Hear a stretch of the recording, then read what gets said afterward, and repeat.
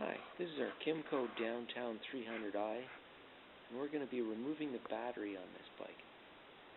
This is a rather difficult job. It should be easy, but it's buried way underneath the seat, and it's not the easiest thing in the world to get to, so I'm going to show how to do it. First step to battery removal is open the seat.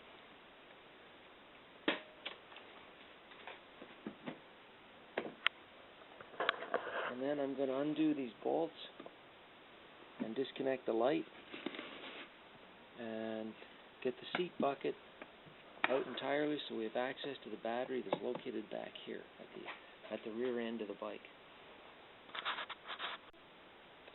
Okay, now that I've got the bolts undone on the bucket, I've got the bucket part way out, I've got this one little wire that's got to be disconnected. So that's the LED trunk light. So I've just got to disconnect this connector, and then the bucket will come right out. So I've removed the bucket, and now I have a good view of the engine, and the battery is located behind this little cover. So I've got to remove this screw and that screw, and then the cover will come right off. So I've got the cover off. Next step is to disconnect the leads for the battery. So as you notice, there's lots of bare metal here, so be very careful when doing that you don't touch anything while the screwdriver is in contact with the terminals. First one to do is the positive or red wire, and then I'll do this one right after.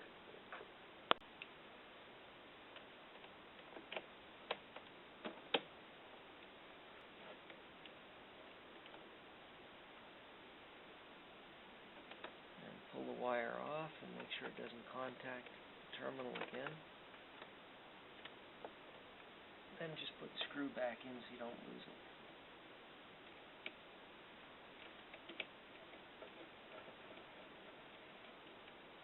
Now do the same with the negative or black wire.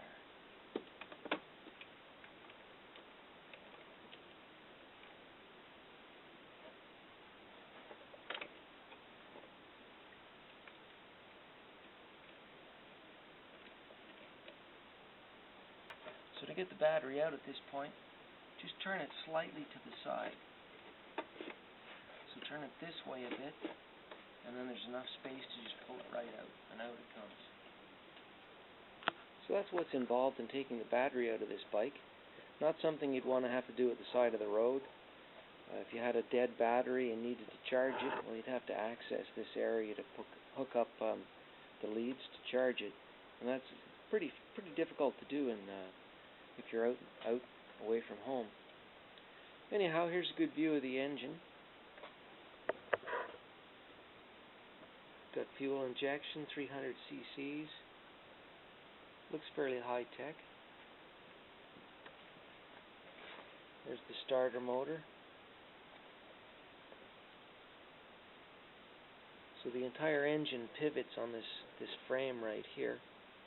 When the back wheel hits a bump, the entire engine will rotate a little bit like this.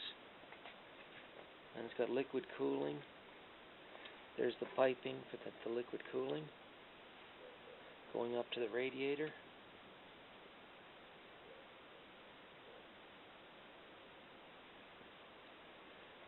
Now to put everything back together, you just reverse the steps I showed.